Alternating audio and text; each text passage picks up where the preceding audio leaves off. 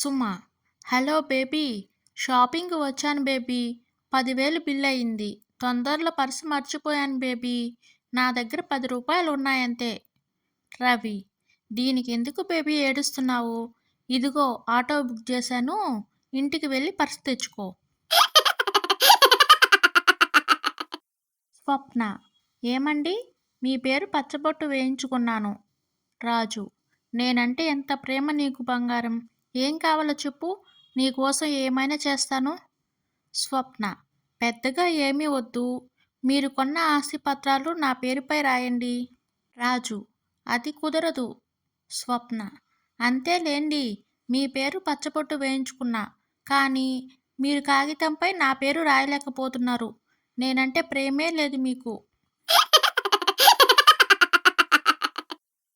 4 రోడ్ల జంక్షన్లో ఉన్న భారీ హోర్డింగ్ వైపు తదేకంగా చూస్తున్న భర్తను తెరిపార చూసిన భార్య అతని మనసు గ్రహించి ఎంతో వినయంగా ఇలా అంది.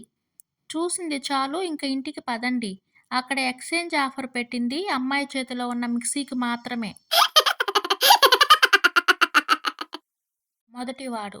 నిన్ను ఎందుకు అరెస్ట్ చేశారు? రెండోవాడు.